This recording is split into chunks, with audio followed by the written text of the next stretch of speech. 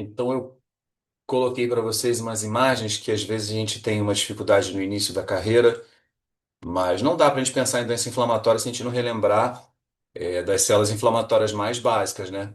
Então essa primeira imagem aqui, eu acho aquele conjuntinho muito legal que revela mais aqui para cima as células que tendem a ser as mononucleares e essas duas aqui são as polimorfonucleares, né? O que que é inflamação sem célula inflamatória? Vocês, meus queridos R2, já estão muito espertinhos, já sabem tudo. Então a gente sabe que essa primeira galerinha aqui são os linfócitos. São células que são redondas, muito escuras, citoplasma extremamente escasso. Então a gente vê esse padrão aqui que no HE fica muito violáceo. Então eu comento com vocês sobre inflamações. Dependendo da cor, eu vou fazer uma inferência. Muito roxo, linfócito. Muito rosado, né, o citoplasma do xiócito. E aqui aquele lindo plasmócito, né? Tranquilo. Aquele lindo plasmócito onde o núcleo está para um lado, citoplasma está para o outro. A gente sabe que o plasmócito tem lesões ulceradas, sífilis, leishmaniose, colagenoses. Então, entender isso facilita imaginar onde eu espero encontrar essas células inflamatórias. Aí vem hoje que é uma das estrelas, né, que são os isquiócitos. Então, eu gosto muito de desenhar com vocês para a gente aprender junto, ó.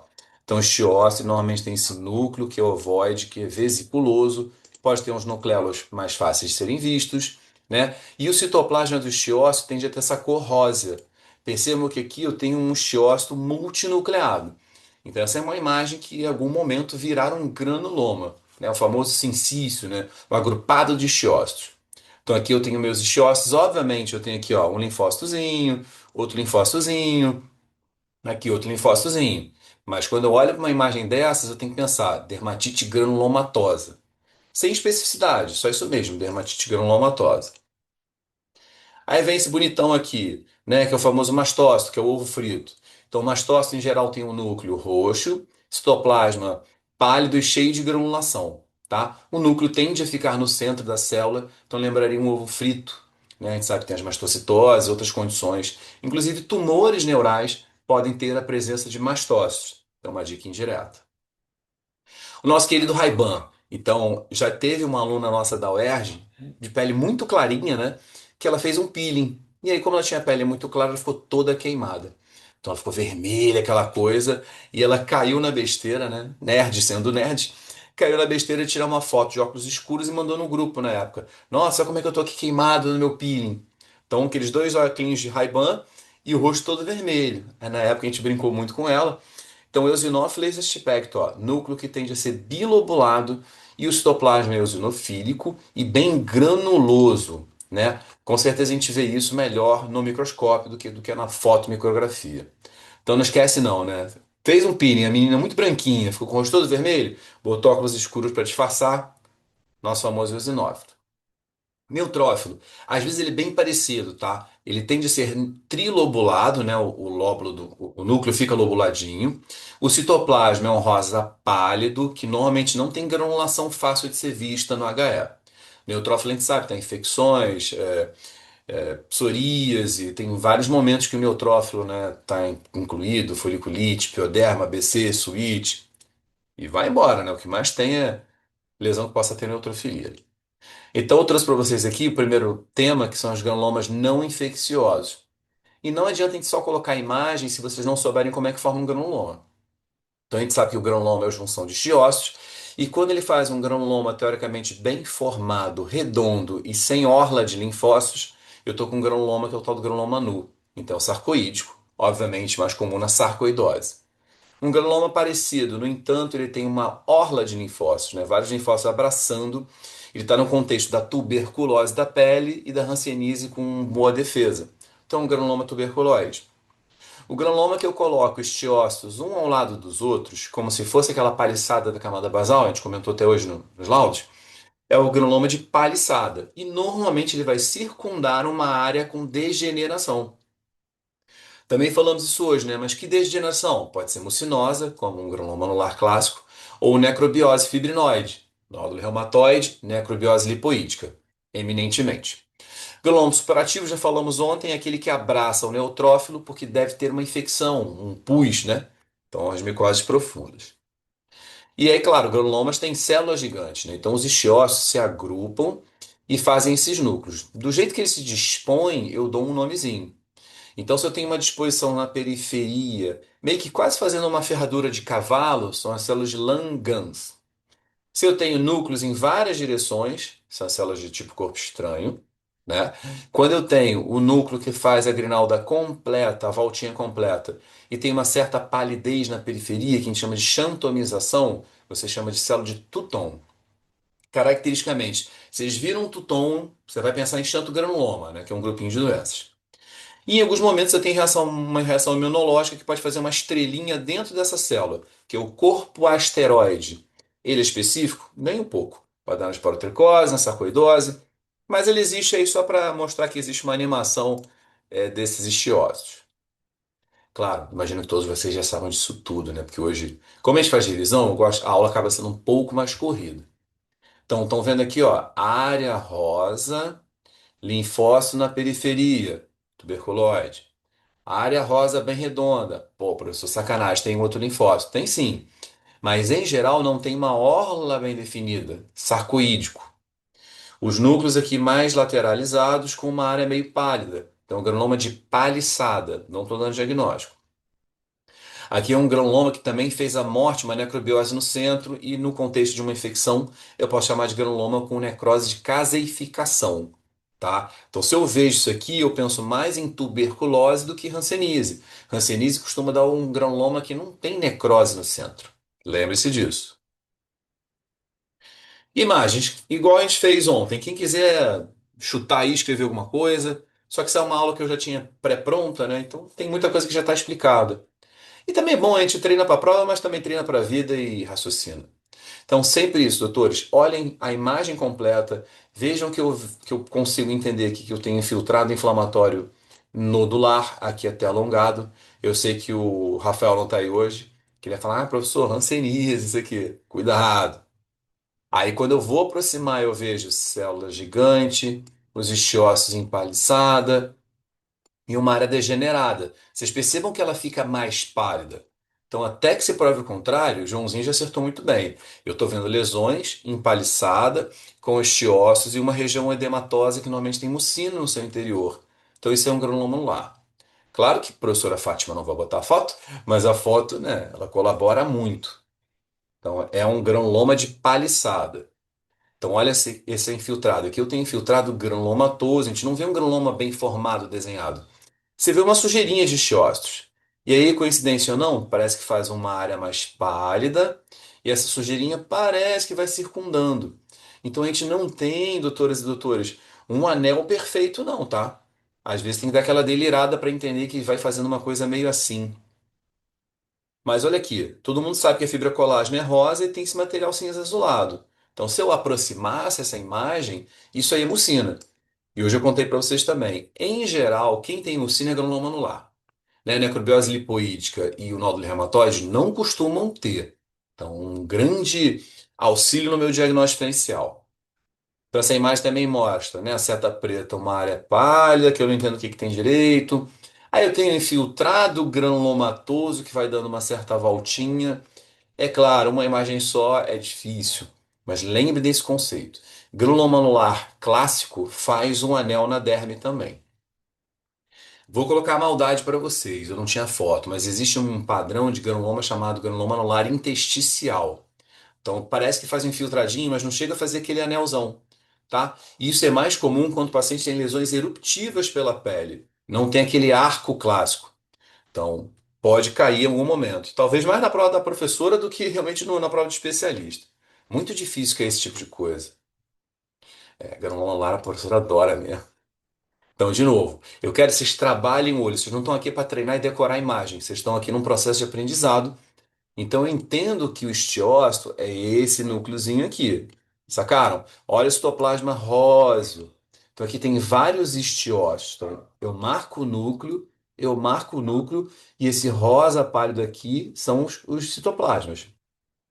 Vou pintar agora, meus amigos, o colágeno.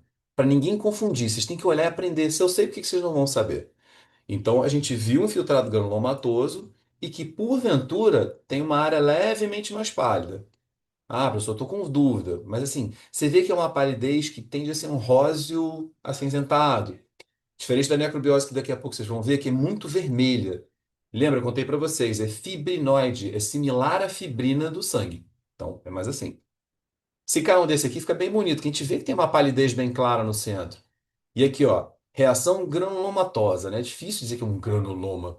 E é difícil dizer que eles estão exatamente em paliçada periférica, que seria um exatamente ao lado do outro. A gente não tem isso no granuloma anular, tá? Essa coisa exata. Mas simula. Então, não esqueçam disso. Acho que granuloma anular é um padrão tranquilo. Então, aqui, ó, infiltrado granulomatoso, que eu tinha que ter um contexto clínico para imaginar que essa imagem ela cabe com o granuloma anular intersticial. Também outra maldade, o granuloma anular pode ter a sua forma profunda, tá? Granuloma anular, às vezes, acontece em lesão única na face, uma lesão meio que discoide, que é num paciente com fotoexposição, e ele costuma ter, né, algumas células tipo corpo esteroide, então posso considerar que é um granuloma actínico. Acho muito difícil ser cobrado, mas na prova de especialista já caiu. Então, entender que existe um granuloma localizado no rosto de um paciente que pega sol. Granuloma actínico de O'Brien. Vocês estavam reclamando, pô, professor, tem pouca foto. Então, a gente tem que discutir sobre isso. O que que é necrobiose lipoídica? Placas atróficas amareladas com telangiectasia, pernas mais comuns em pacientes com diabetes. Então, como é que a gente pensa na patologia, né? Se eu tenho atrofia da lesão clínica, fatalmente eu tenho uma atrofia da epiderme, eu estou vendo. Então, tudo se encaixa, tá, doutores? E aí a gente fica naquela coisa, aprendi que é prateleira, aprendi que é prateleira, mas qual é o porquê da prateleira?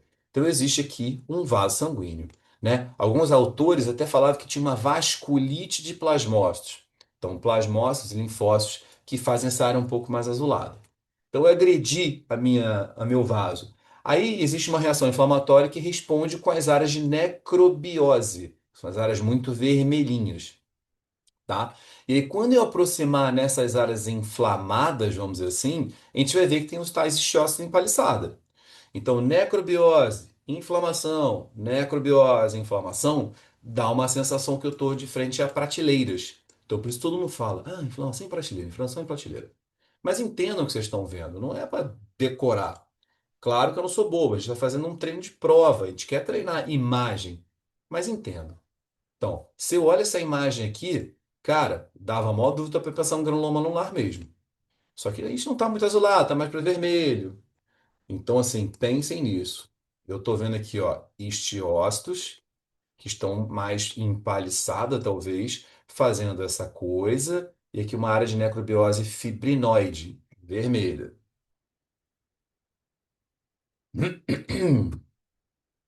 Então, olha essa imagem. Depois vocês vão pegando o jeito dos olhos, cara, é bonito de ver.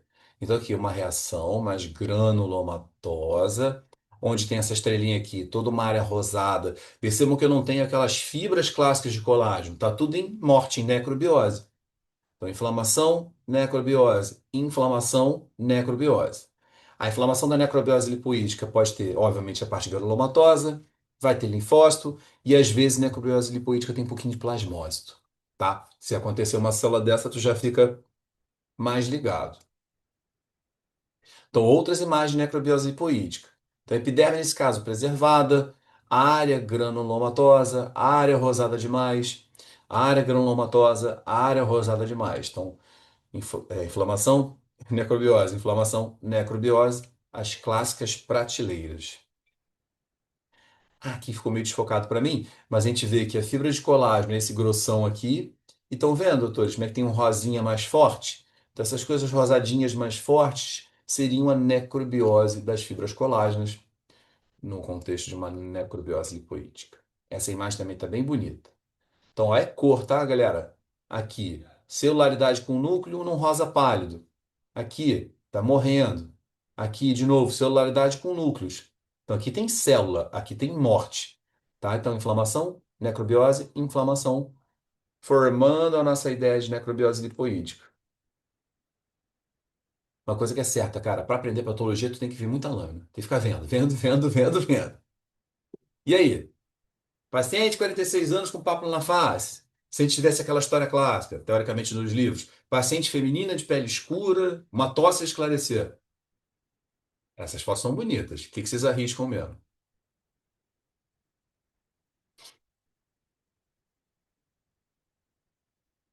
Bora, escreve alguma coisa aí, galera.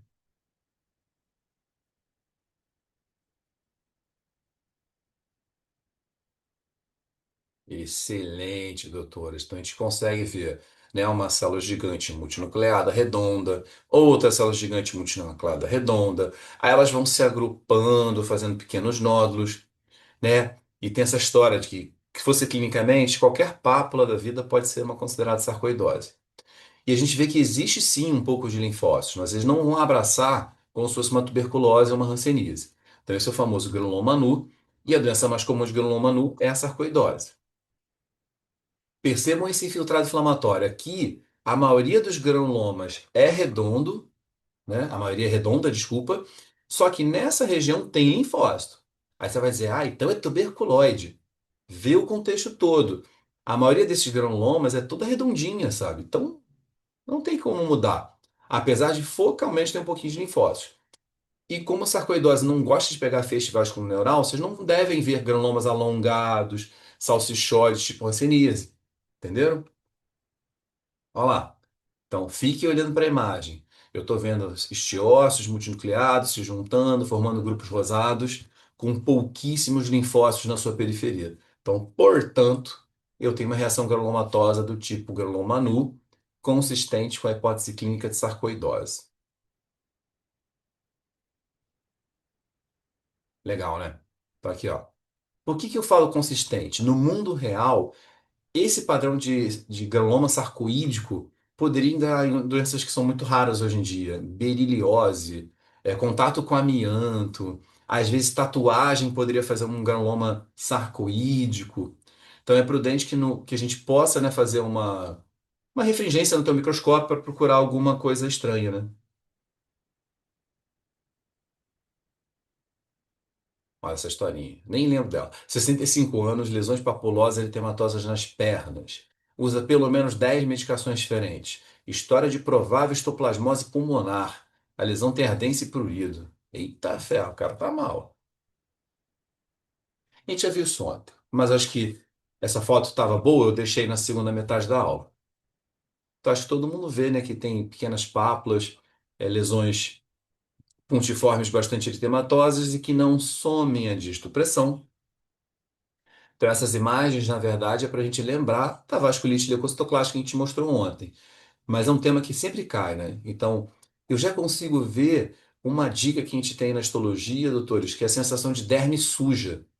Então, derme populosa, alguns livros em inglês fazem isso, abuse dermis ou derme suja mesmo.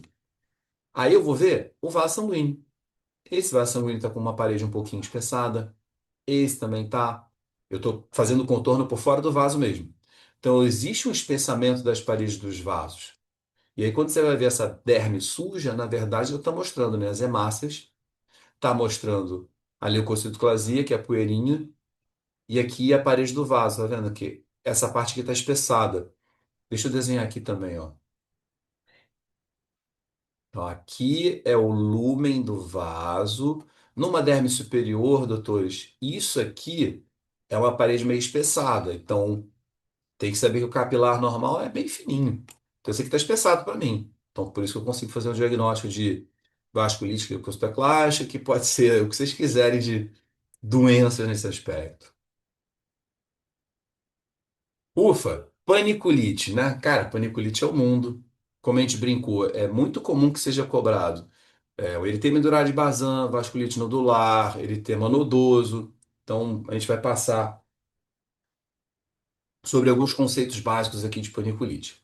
Então, no mundo real, eu preciso fazer uma biópsia bem bonita, evitar os punch, porque a gente tem que entender a anatomia. Então, eu quero ver um septo e quero ver um lóbulo. Se eu faço um punch aqui, eu não estou pegando septo. Então, não pode fazer biópsia pequena quando você estiver no consultório, com pena da paciente, sei lá, qualquer motivo. Ah, fazer um punchzinho para ver se dá. E muitas vezes, cara, o punch vem só até aqui. Você faz um punch que não é muito profundo, aí faz esse aqui para mim, ó. Eu falo, pô, cara, não tem condição. Eu preciso de um material maior. Então, nesse exemplo aqui, eu já mostrei duas imagens, que aqui à minha esquerda era uma paniculite lúpica e aqui um eritema nodoso, porque o eritema nodoso é o grande clássico da paniculite com espessamento septal, que pega mais inflamação septal. Essa tabela da Bolonha, no livro da Bolonha, é muito legal, porque quando a gente está vendo um paciente, eu olho a lesão da pele e imagino que certas regiões são mais comuns de certas paniculites. Então, tá vendo? O lúpus é muito mais céfalo e ombros, né? Com atrofia e tudo mais. Eritema nodoso, face anterior das pernas. Eritema indurato, face posterior das pernas. Em geral, eritema induratum tem ulceração, eritema nodoso não. Então, é bom você, caso você tivesse essas informações. Então aqui a gente sempre vê com muita calma. Por quê? As paniculites são processos inflamatórios que são dinâmicos. Então, quando vocês estão na prova, vocês querem isso, né? Professor, dermatite fazendo paniculite eminentemente septal, com granuloma sem vasculite, por isso ele tem monodoso. Mas eu cansei de ver ele ter monodoso misto. Então, lembrem-se disso. E vocês sabem que a professora gosta de umas pegadinhas. Então, o contexto: eu tenho espessamento septal, claro que eu tenho infiltrado inflamatório lobular, então seria uma paniculite mista, mas ele aproxima e diz que tem granuloma. Não tem vasculite. Então, tá fora lobular, tipo, ele tem de Bazan e vasculite nodular, porque não tem vasculite. Deixei tudo não. Valeu. Ó, mais coisa pra gente fazer. Sempre bom. Então aqui eu botei escrito, né, só para vocês lembrarem que eu acho que assim, para vocês entenderem, doutores, doutor, o que que eu preciso decorar entre aspas as principais paniculites? Basicamente é septais, porque septal, cara, é eminentemente eritema nodoso, tá? É muito raro que alguém coloque uma esclerodermia ou uma necrobiose lipoítica como exemplo de septal, mas são as três principais septais sem vasculite. Né? Aí quando eu penso em lobular, você pensa assim, cara, e quais seriam os lobulares? Quase todas do universo. Então tudo sem imaginar é eminentemente lobular, ou então é mista, não sei o que, esse que lá, vai ter um pouquinho de vasculite, sem vasculite. Mas assim, quer pensar, cara, pensa no septal, que você já sempre tem esses quadros aqui para lembrar, porque o resto é tudo lobular mesmo. Mas vamos para a imagem, nosso processo aqui é imagem. Então, Bazan barra vasculite nodular, surgiu essa discussão entre nós hoje, porque teoricamente são a mesma entidade, mas antigamente a gente classificava como Bazan relacionado a Mycobacterium tuberculose. Se você investigar o paciente e não achar o micobactério, aí você chamaria o padrão de vasculite nodular. E aí, é claro que isso aí muda tratamento, porque Bazan eu vou fazer esquema HIP, né? E vasculite nodular, repouso corticoide, pentoxifilina. Então percebam, se você tira uma foto aqui, meninas e meninos, tem um septo espessado. Mas o que está predominando que o examinador te colocou? Lóbulos. Aí ele aproxima, vê um bando de necrose, aqui possivelmente. Estão vendo que está redondo demais? Toda vez que a coisa é muito redondinha, isso deve ter sido um vaso. Então, por isso, né, a Duda até perguntou para mim hoje. Eu inferi que era uma PAN naquele caso, porque tem uma coisa redonda demais, muito desenhada. Que infiltrado é esse que procura tão desenhadamente uma coisa redonda? Então, porventura era um vaso naquela opção. Lipodermosclerose. Cara, se a professora colocar isso aqui, isso é ponto certo, tá? Então vamos lá. Lipodermosclerose é uma paniculite que pode ser septal, lobular ou mista, né? Muito misturada. Ela, em geral, não tem vasculite e ela tem duas fases principais. Eu tenho a paniculite mais aguda, vermelha, que ninguém biopsia, trata com corticoide. E quando o paciente, que normalmente é um paciente com insuficiência venosa, essas coisas, ele faz essa esclerose da pele, tá? Essa esclerose eu vou ver no colágeno e é muito comum que paniculites velhas façam, por sofrimento da gordura, essas lipomembranas. Então, para vocês, num processo de aprendizado de testes, se aparecer uma pseudomembrana, que são essas franjinhas dentro da pele, do adipócito, desculpa, é igual a lipodermatosclerose, tá? Outras paniculites poderiam fazer num processo muito antigo. Mas quando a gente pensa assim, a garrafa de champanhe invertida no pé e essas lipomembranas têm uma imagem muito memorável, né? Então, olha aqui, a gente vê essa histologia, uma epiderme, aspas, preservado, um braguete todo inflamado. Se você tirar uma foto dessa região, doutores, existe uma esclerose, um colágeno mais compacto. E aí, quando foi lá para a proximidade, eu vi realmente esse padrão de pseudomembrana. Então lembre, lipodermosclerose em geral não mostra vasculite.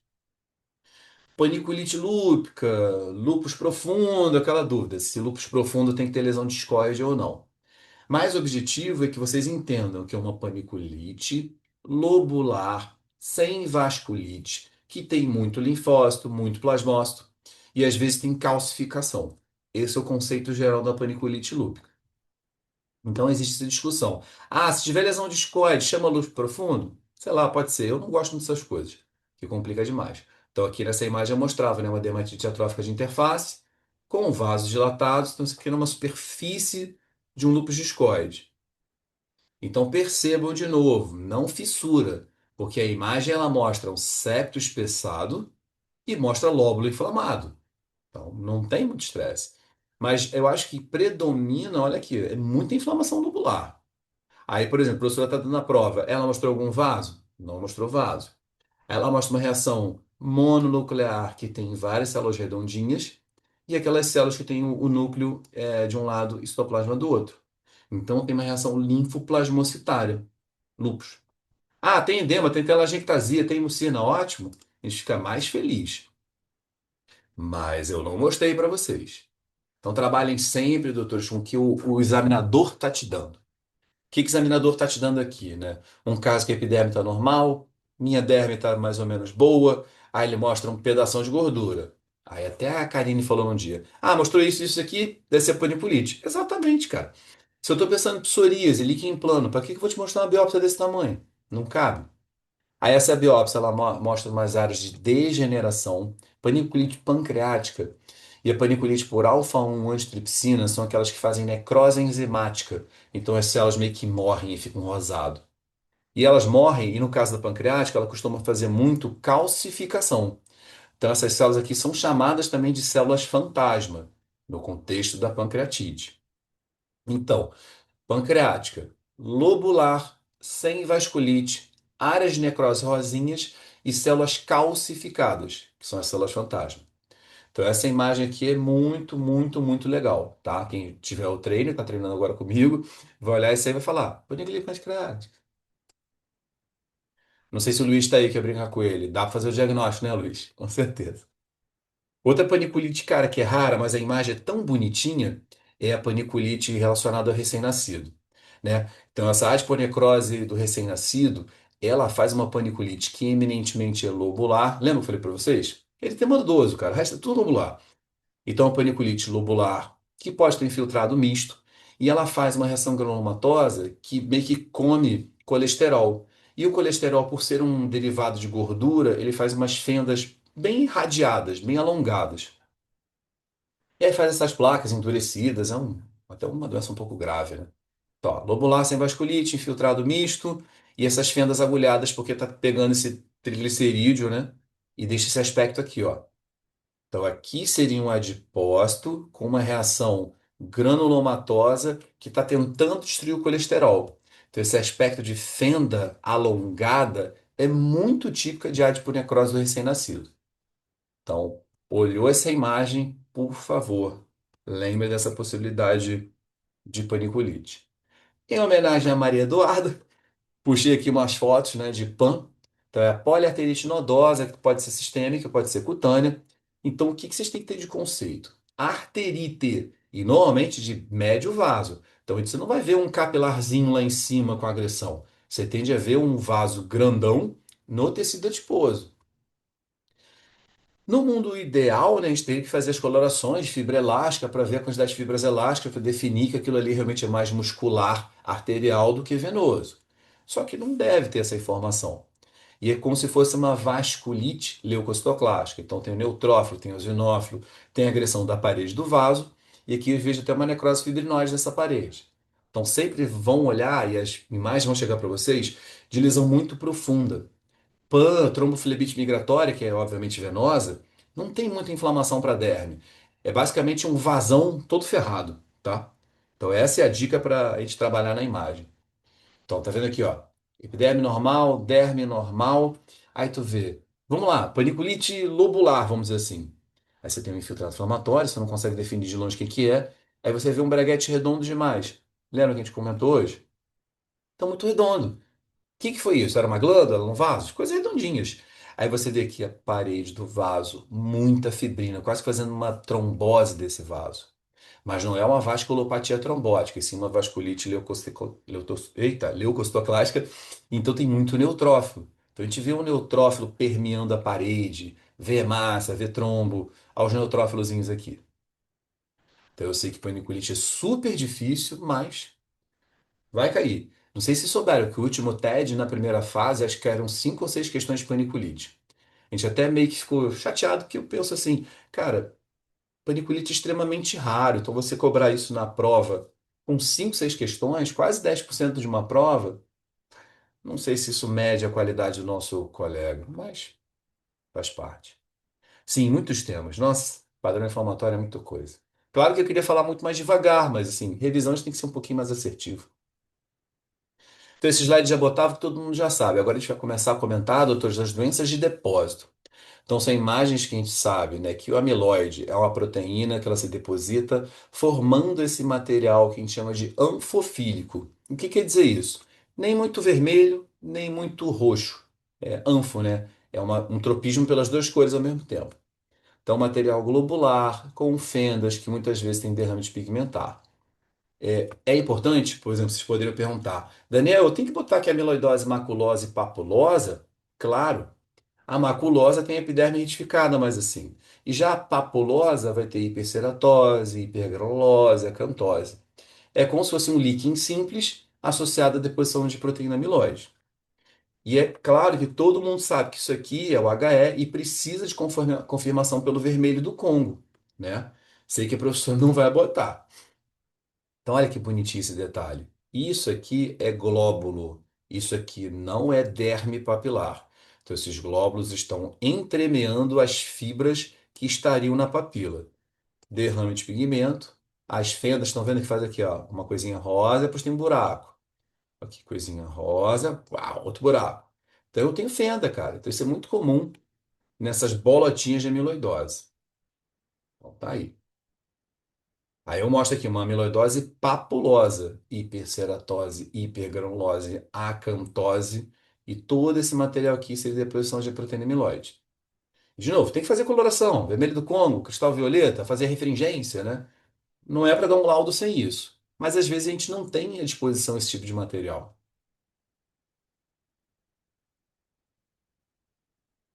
Sim. Olha que bonitinho. Às vezes a gente vê em carcinomas basocelulares um pouquinho de deposição de proteína amiloide e não é uma amiloidose. É só um fenômeno de morte celular que gera uma reação imunogênica que produz o material amiloide. Então isso existe. Amiloidose sem ser amiloide mesmo. Então, de novo, ó, região da derme papilar com esses glóbulos eosinofílicos rosadinhos, com fendas e às vezes com derrame de pigmento. Então, imagem que super acredito que caia. E a professora adora uma doença de depósito. Aí eu pedi um vermelho do Congo. Vermelho do Congo me deixa o amiloide nesse padrão alaranjado. Se eu polarizar, esse laranja fica verde. Polarizar é colocar um filtro no microscópio que ele escurece tudo. E aí as coisas vão brilhar para mim. Elas brilham esverdeadas, esbranquiçadas. O esverdeado é típico do amiloide. Uma coloração que a gente não usa, mas só para vocês lembrarem que existe, que é o cristal violeta. Aqui o detalhe do amiloide positivo no cristal violeta e a refringência. Também não acredito que ela coloque na prova, mas só para construir aprendizados juntos. O detalhe dos brilhos verdes. O pessoal fala que é verde maçã, né? Ó, depois que um professor me ensinou isso, eu nunca mais esqueci. Alguém se arrisca?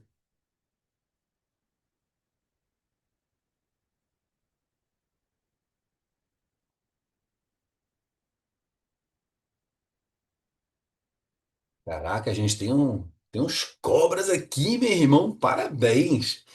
Então, o que que a gente está vendo? A gente está vendo uma derme com uma reação que é um tipo de granuloma, e esse granuloma ele está abraçando essas áreas muito pálidas.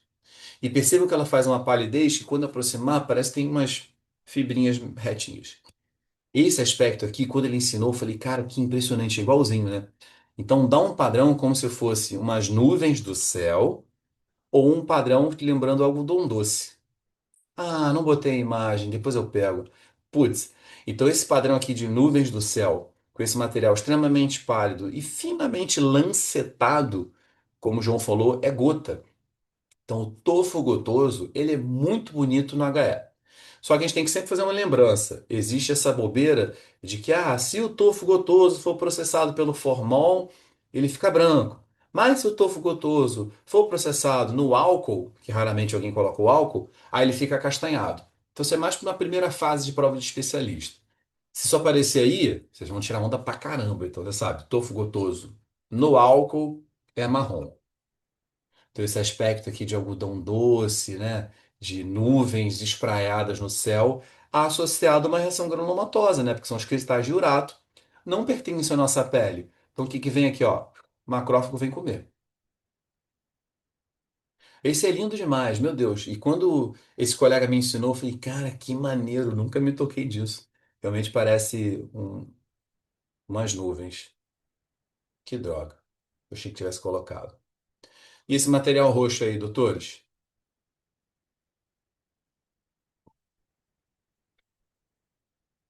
Estamos nos depósitos para facilitar.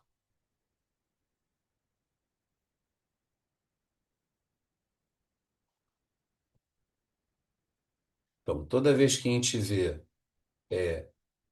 pedrinhas roxinhas, então são grânulos violáceos e grosseiros, como eu coloquei aqui roxo, até botei de próximo, calcinose. Então, muito bem. Não tem coloração aqui, tá, doutor? Isso aqui é só o HE mesmo. Então, grânulos grosseiros, violáceos e grandes, calcinose.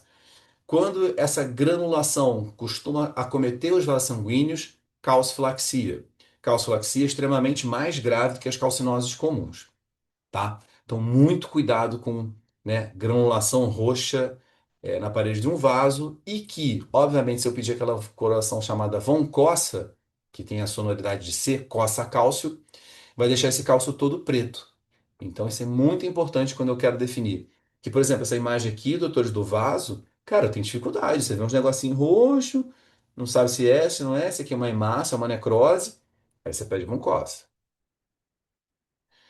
Eu botei esse resumo aqui, vou pular por enquanto, tá? Mas eu acho que é o seguinte, é uma das coisas mais legais para você aprender sobre esses depósitos de mucina. Então, os três principais depósitos são mixedema, escleromixedema e escleredema. Vamos lá para as imagens, né? Tem a parte clínica, para a gente não ficar hoje muito focado.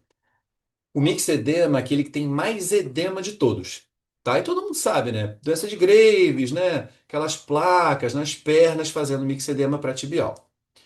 A epiderme pode estar normal, retificada, né, porque tem esse edema. É uma doença que tem pouco filtrado inflamatório e pouca produção de fibroblastos. Ela, em geral, ela faz muita mucina.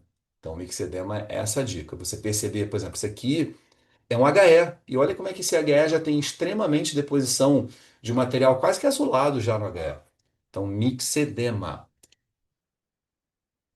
Tá vendo? É claro que clinicamente aquelas lesões mais entumecidas das pernas, com esse exoftalmo, né, do Graves. Essa imagem nem ajuda muito, porque é um colágeno com um pouquinho de fibroblastos e um edema, né?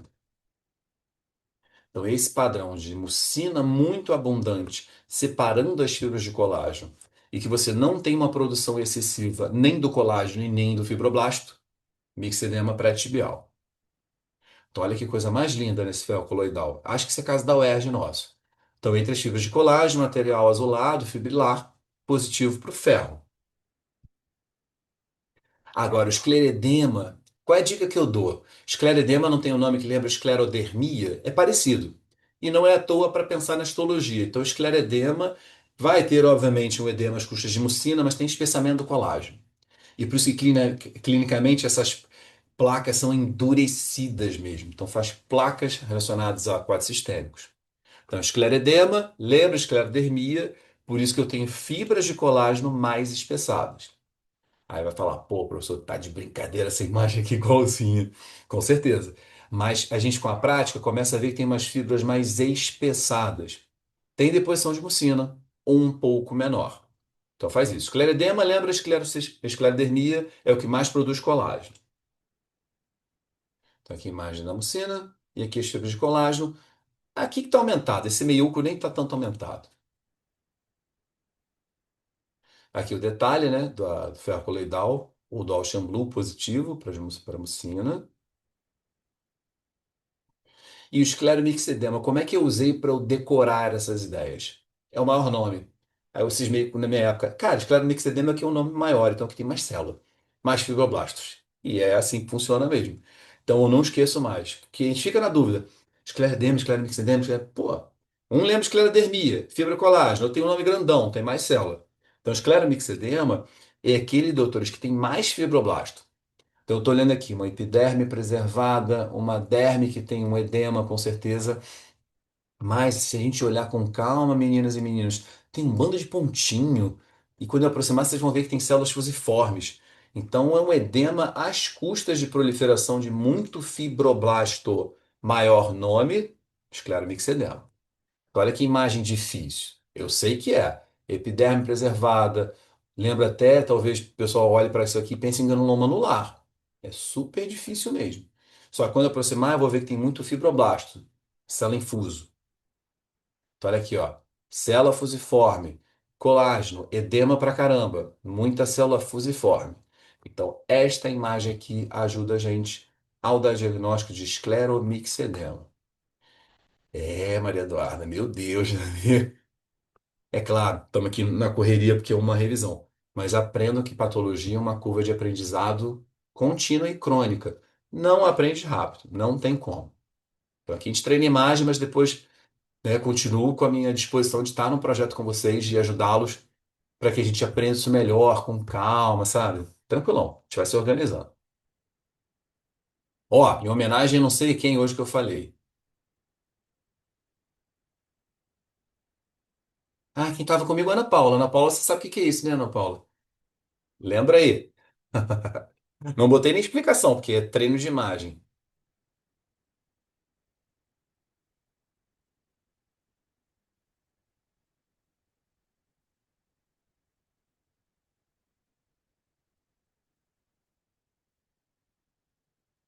Rapidinho, só que minha filha perguntou um negócio aqui. Alguém escreveu? Isso, seu João, muito bem, é o cronose. Então, a cronose a gente sabe que é uma deposição de um material, né? Derivado do ácido homogentísico, alcaptonúria, aquelas coisas todas. Então, ele faz umas fibras muito grosseiras que lembram uma forma de banana ou de vírgula. E essas fibras no HE têm esse padrão meio que acastanhado, meio âmbar. Então, a imagem totalmente característica. Olhou para isso aí, não tem outra hipótese, tá, doutores? É ocronose. Tanto faz se é exógena ou endógena, tá bom? Esse é o processo. Então, lembra uma bananinha, bem amarelinha, no meio da derme em geral. É papilar baixa e reticular alta. Não é muito profundo, não. Isso aqui é um caso muito interessante, porque não é um depósito, né? É uma deposição de pigmento. E não é tão raro. Então, preparando vocês para a prova, existe, né, um momento que você faz uma lesão cinza enegrecida que lembra o névoa azul. Só que você tem que ter uma história clínica muito boa. Por quê? O névoa azul é uma doença melanocítica, produz melanócitos fusiformes. O melanócito produz um pigmento acastanhado. Essa lesão ela produz grânulos muito pretos. Então percebam uma reação granulomatosa no meio da derme, né, agrupando nesses pontos muito pretinhos. Então, não sei se vocês já viram, mas isso aí é uma tatuagem por grafite. E por que que eu estou falando isso? Isso é comum em criança e em trabalhadores que mexem com lápis, essas coisas. Esse caso do paciente foi assim: ah, névoa azul, melanoma, paciente de 50 anos que surgiu uma lesão, não sabe explicar. E é claro que a gente tem que ter essa preocupação. Aí eu vi essa biópsia e vi, cara, granulominha cheia de grânulos muito pretos, não tem uma célula aqui. Aí eu soltei o laudo, pigmento exógeno por possível tatuagem de grafite. Aí a médica me liga desesperada, como assim? Eu falei, por favor, fala com o paciente. Pergunta se ele não é engenheiro, né? Porque não era uma criança, né? Mexe com lápis, é arquiteto. Aí ele falou, sou arquiteto e pode ter acontecido isso mesmo. Um lápis, pau, ter entrado na pessoa. Então isso acontece com criança brigando, né? Então é legal você lembrar que isso existe. Ah, João, a amálgama, obviamente você vai encontrar mais na região das mucosas, então biópsias da boca, e a amálgama não faz um grânulo tão grande assim. mas é muito parecido, porque é pequenininho, é preto também. Mas tem de ser, obviamente, no local de biópsias de boca, onde tem a amálgama do dente. E elas não fazem grãos tão grosseiros grandes, são um pouquinho menor. Super raro isso, é biópsia de amálgama é muito raro. Eu vi umas duas, três vezes também.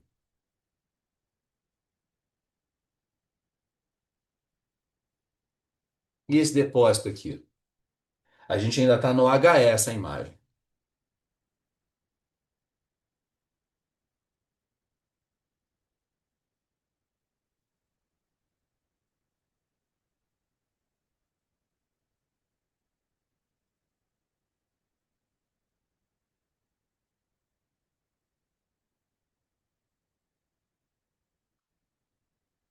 Esse aqui é só para os craques.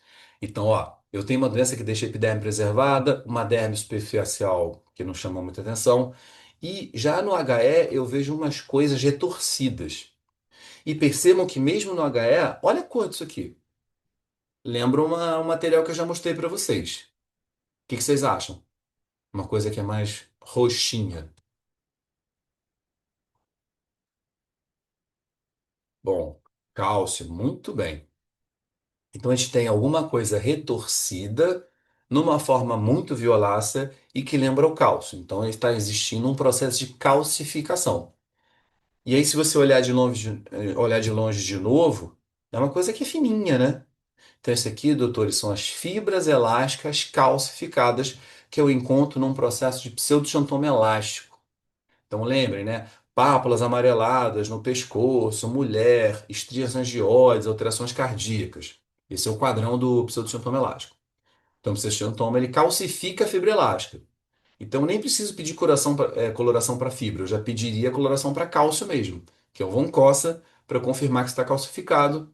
Então, o pseudoxantoma ele já aparece no HA assim, todo enoveladinho, calcificando as fibras elásticas. E aí, quando eu peço Von Cossa, eu vejo as mesmas fibras enoveladas, fibras elásticas, calcificadas.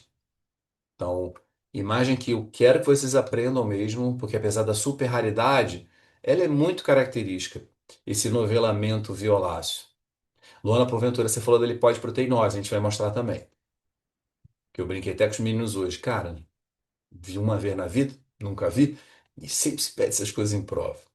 Então tá aqui, ó. Fibras, elas estão em preto, isso é coloração de Von Cossa, tá? Não sei se a professora bota coloração para vocês. Já aqui é a tal da lipóide-proteinose. Então assim, lipóide-proteinose é aquela tríade de roquidão, era roquidão mais alguma coisa e as pápulas hipocrômicas nas linhas dos cílios. E aí essa é uma doença que é uma deposição hialina de material. Então você normalmente vê aqui um vaso sanguíneo com esse material todo hialino, que tende a ser PAS positivo. Não deve ter PAS. Tem uma hialinose mucocutânea, é assim que a gente chama. Então esse material hialino responde ao PAS, em geral próximo de vaso. Não é uma vasculite. Tá vendo aqui, ó, endotélio do vaso, material hialino. Ah, professor, parece necrose? Até lembra. Mas uma necrose que não tem derrame de hemácias, não tem neutrófilo, não tem leucocitosia. Se eu olho essa imagem aqui rápido, eu até confundiria talvez com líquen escleroso. Só que o líquen escleroso, ele vai ter status clínico enóide, derrame de pigmento. E líquen escleroso não faz essa coisa que abraça o vasinho assim. Então isso é muito de lipóide proteinose. Caso isso caia para vocês. Nossa, é muito difícil. Então tá aqui as explicações, que hoje a gente não fica no foco, porque realmente é clínico, né? É imagem. Cara, eu fiz uma aula há pouco tempo de preenchedor, e eu acho que como preenchedor cutâneo tá tão em voga, né? É uma coisa que vocês fazem bastante, tem que ir com essa imagem, eu acredito que a professora possa cobrar. Só que eu brinquei isso aqui com os meus alunos do curso fizeram, a gente tem que lembrar que depende do contexto. Então você precisa saber o que que foi feito, qual o local da lesão, é um definitivo, não é definitivo. Lembrar que muitas vezes os pacientes não sabem se teve um preenchimento ou não, ou eles foram enganados. Não, eu fiz para você ácido hialurônico e era um PMMA. Então, assim, é obrigação do dermatologista, ter uma noção muito básica dos principais preenchedores. E eu acho que pode ser cobrado, né? Já vi a professora cobrar silicone. Então, assim, lembra, e ácido hialurônico a gente sabe que é um material mucoide, de mucina. Então, a gente vai ver na derme uma reação granulomatosa e aqueles lagos azulados, que é a deposição do ácido hialurônico. Já o ácido polilático, ele faz umas fendas alongadas, pode ter tamanhos diferentes. A hidroxiapatita não é de cálcio, então o que que ela mostra? Esferas violáceas de cálcio circundadas por uma reação granulomatosa. Já o silicone, ele é um derivado do petróleo que ele não assume uma forma única. Por isso que ele deixa um aspecto todo vacuolizado em forma de queijo suíço, tipo buracos de tamanhos diferentes. Né, o silicone entra na nossa pele e a gente fala assim, silicone, óleos, parafina. E ele vai escorrendo, então não faz glóbulos bonitinhos, né? E esses derivados do petróleo também, no processamento, ficam todos pálidos. Então, se for queijo suíço, pense em silicone. Se for bolinhas muito iguaizinhas, PMMA. Cada vez mais, né, tem essa crise de não usar mais o PMMA, então a gente vai acabar não vendo mais esse tipo de reação. Mas vocês que, né, praticam isso, eu vejo nas biópsias. Então, toda hora, né, mucina, a gente vê no lábio, hidroxapatita também, no rosto, né? Deixa eu mostrar as imagens mais de perto. Então, ó, percebam, isso aqui não é uma mucinose, porque eu tenho uma super reação granulomatosa aqui do tipo corpo estranho. Olha isso aqui, doutor, essa mega célula de corpo estranho, envolvendo essa palidez aqui, que eu nem pedi, nesse caso meu, eu nem pedi fel coloidal para isso aqui. Então, é um caso de artigo muito bonitinho. Epiderme e vários depósitos de material azulado. E se a gente olhar, ó, tem uma celularidade fazendo uma reação granulomatosa. Então, dizer que essa hialurônica não dá problema, tem que ter muito cuidado, hein, que a gente vê. Polilático, né? Então, esferas com esses lancetes aqui mais afilados e que podem ter vários tamanhos. Então, na dúvida, eu coloco reação granulomatosa tipo corpo estranho, tá? Não acredito que a professora coloque um polilático. Mas silicone, se ela colocar, vocês têm que dizer que é infiltração por silicone. Então, hidroxapatita de cálcio, de novo, ó, glóbulos bem violáceos com reação granulomatosa. Até uma sala de Langerhans aqui. Silicone, caso lá da UERJ, epiderme preservada, uma derme toda vacuolizada, que sim, confunde muito com hanseníase virchoviana. Só que a gente vai aproximar, você vai ver que não tem infiltrado inflamatório, é mais buraco, buraco, buraco, buraco. E aí, quando eu aproximo, percebam que esses buracos têm tamanhos super diferentes. Grande, médio, pequeno. Então, lembra um queijinho, né, que o nosso rato está comendo aqui. Então, queijo suíço, padrão clássico para botar oleoma, parafinoma, siliconoma. Então, reação granulomatosa a derivados do petróleo. Seria a descrição mais legal. Então, aqui, isso aí, caso nosso lá da UERJ. E é muito assim, a gente não tem uma história precisa, porque o paciente chega dizendo que não fez nada, depois você descobre que ele fez sim, né, uma infiltração de silicone no glúteo há 8 anos atrás. Aí quando você vai ver, tem umas placas endurecidas na coxa, quase chegando à panturrilha, porque o silicone ele vai derramando. Então perguntem de histórias muito antigas. Não é assim, ah, você foi esse mês no esteticista? Não. O que que a senhora fazia 10 anos atrás? Porque eles esquecem ou mentem e aí você consegue chegar nessa acurácia. Tá vendo o PMMA? Claro que ele é perfeito, mas ele tende a fazer bolas mais de tamanho semelhante. Diferente daquela coisa muito diferentinha, né? Do padrão de silicone.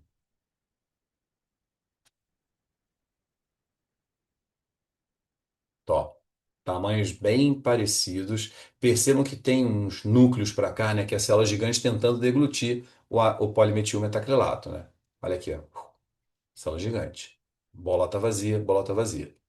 Não fiquem assustados se falar, pô, professor, isso lembra muito adipócito. Lembra mesmo. Só que está na derme reticular, né? Então, e sim, adipócito fazendo granuloma, estranho, né? Paniculite? Ainda não. Tem MMA mesmo. E entrou um cabelo aqui. Vai, acabou já? Que beleza! Foi tranquilo hoje. Ufa, revisamos mais temas, hein? É, demora um pouquinho. Olha, Rafaela Lopes, vamos amanhã? Menina, ainda tem matéria pra gente discutir. Agora é sério. Se tiver alguma coisa que eu possa ter esquecido, me deem esse toque. Professor, estou com dúvida. Que de repente, assim, eu vou enviando mensagens pelo WhatsApp, e aí vocês vão conversando, a gente vai brincando nessa parte, tá? E realmente é muita coisa, não se assustem. Eu sei que estão no início da carreira, estão na metade, já em agosto, né? De patologia. Então, vai com calma, cara. Vocês não tem que ficar preocupado que tem que tirar 10 para mamãe e papai. Você tem que aprender. Tira 6 agora, tira 7 na próxima, tira 8 na próxima, mas compreende o processo. Que isso que é o meu lance aqui. Ah, obrigado a vocês. Ah, genodermatose, vamos lá. O que que tem de genodermatose? Vai botar o que? Uma paroceratose? Hailey-Hailey? Daria-Grover entra como genodermatose? Ictiose? Ictiose é extremamente tranquilo. Eu vou lançar então no grupo. Eu vou tentar ver se eu tenho alguma força para ler algumas coisinhas de geno. Porque, assim, as poiquilodermias, algumas são genodermatose, mas não acredito que cai, não. Vou lançando quiz aí, então, durante o dia, a gente vai se falar. Então, meninos, muito obrigado, tá? Eu tô